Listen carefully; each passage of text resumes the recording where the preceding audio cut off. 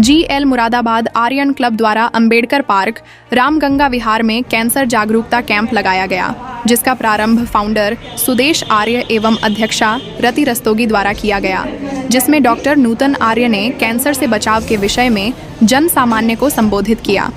उन्होंने बताया कि कर्क कैंसर रोग से बचाव के लिए निम्नलिखित उपाय किए जा सकते हैं।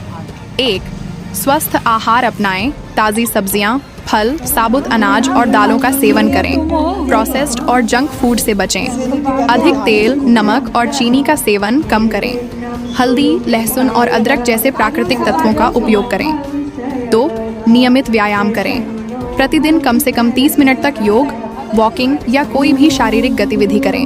अधिक वजन और मोटापे से बचें। धूम्रपान और शराब से बचें। तंबाकू और शराब का सेवन न करें, क्योंकि ये कई प्रकार के कैंसर का मुख्य कारण होते हैं। सूरज की हानिकारक किरणों से बचें। तेज धूप में ज़्यादा देर न रहें। सनस्क्रीन का उपयोग करें और सुरक्षात्मक कपड़े पहनें। 5. तनाव कम करें। ध्यान, मेडिटेशन और प्राणायाम करें। अधिक तनाव से बचें, क्योंकि यह शरीर की प्रतिरोधक क्षमता को कमज़ोर कर सकता है। 6. नियमित स्वास्थ्य जांच कराएं। यदि परिवार में कैंसर का इतिहास है, तो नियमित रूप से डॉक्टर से जांच कराएं। किसी भी असामान्य लक्षण को नज़रअंदाज न करें। 7. हानिकारक रसायनों से बचाव करें। कीटनाशकों और प्रदूषण से बचें। प्लास्टिक के बर्तनों में गर्म खाना न रखें।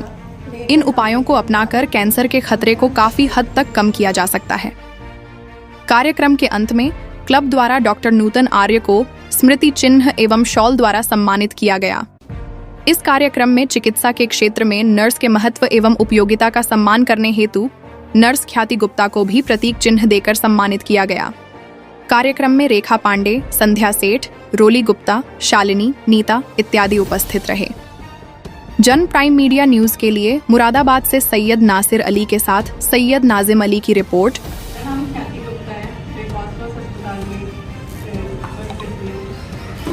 समय निकालना, मतलब मेरी भी ये मानना है कि किसी भी चीज़ के लिए हम समय निकाल सकते हैं, लेकिन जब तक हम खुद में उसमें कॉन्फिडेंट ना हो तब तक हम कुछ नहीं कर सकते।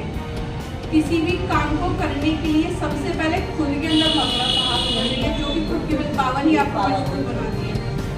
माँ हमको जन्म देती है, लेकिन वो जन्म देती है और उससे बड़ा तो कुछ है ही नहीं, लेकिन उसके बाद खुद को ही हमें खुद अपने पर विश्वास रख के चलकर ही हम कोई चीज़ हासिल कर पाते हैं।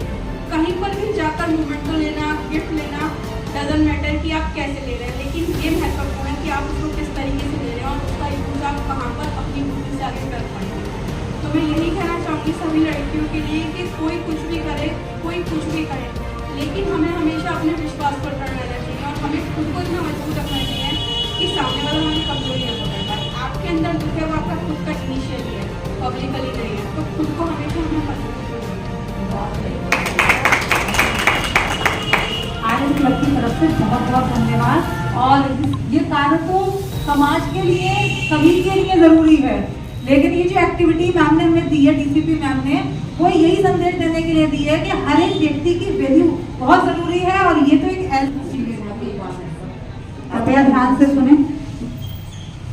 जो मैम ने, DCP मैम ने जो प्रोजेक्ट दिया है कि कैंसर जागरूकता अभियान, एक ऐसी बीमारी जो इतनी खतरनाक है कि सुनने के साथ ही रोंगटे खड़े हो जाते हैं, और उसका बचाव इतना जरूरी है क्योंकि इसका इलाज उतना संभव नहीं है, उस हद तक संभव नहीं है, इसलिए बचाव आप आइए।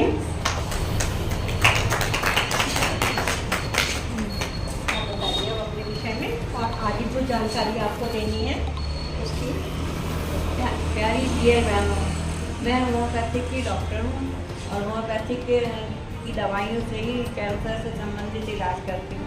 और भी बहुत सारे इलाज होते हैं जो कि होम्योपैथिक मेडिसिन किए जाते हैं।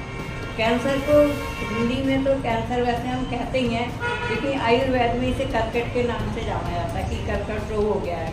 ये था पहले से ही, लेकिन इतना ज़्यादा वो नहीं होता था पहले, किसी को पता भी नहीं था, सब ऐसे ही अपना आराम से ऐसे इलाज करते थे। किसी की डेथ हुई कि भाई बीमारी हो गई थी, उसमें ही हो गई, तो इसलिए इसका कुछ पता नहीं था पहले। लेकिन ये होता है कि हमारे शरीर में कहीं चोट लग गई या कुछ हो गया तो वहाँ पे कुछ ऐसी कोशिकाएँ डेवलप हो जाती हैं जिनका कि अनियमित होती हैं वो, उन्हें कंट्रोल नहीं कर सकते, और वो परिपक्व होती है जो कि दूसरी कोशिकाओं को जो हेल्दी हैं उन्हें भी डिस्ट्रॉय कर देती हैं। इस तरह से बढ़ती जाती हैं और इतनी तेज़ी से बढ़ती हैं कि इसे रोक पाना मुश्किल होता है। तो इसके लिए कोई अभी ऐसी मेडिसिन नहीं है। ये इसमें भी दो तरह के होते हैं, एक होता है बेनाइन, एक मैलिग्नेंट। बेनाइन जो होता है उसमें एक कैप्सूल होता है, जब तक वो कैप्सूल रहता है तब तक वो फैलता नहीं है, एक ही जगह स्थिर रहता है। जब हम उसमें ये करवाते हैं ना इसकी जाँचें वगैरह, तो उसमें वो कैप्सूल अगर फट गया तो फिर वो मैलिग्नेंट हो जाता है, पूरे शरीर में फैलने लगता है। तो इसलिए इसको अगर पता चलता है कि ये कैंसरस है तो उसे छिड़वाना नहीं चाहिए, ऐसे ही जांच करवानी चाहिए ऊपर से, उसमें नीडल या कोई चीज़ प्रिक नहीं करनी चाहिए। उससे भी कैप्सूल जब वो फट जाता है और वो फिर एकदम उससे जो है उसका जो विष है वो शरीर में फैलने लगता है, और ये फिर कहीं भी कुछ भी कर सकता है।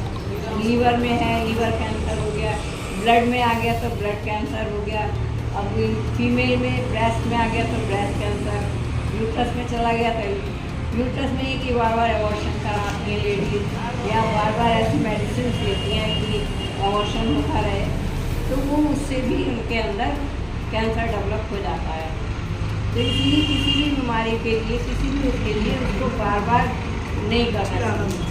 और जैसे कहीं घाव है, शरीर में घाव बना, एक ठीक हुआ दूसरा बना, दूसरा ठीक हुआ, लगातार घाव बनते जा रहे हैं, तो इसको मतलब कहीं बॉडी में कुछ ना कुछ अनियमित अनिश्चित जो चीज़ हो रही है, तो उसकी जांच तुरंत करवानी चाहिए। वो कैंसर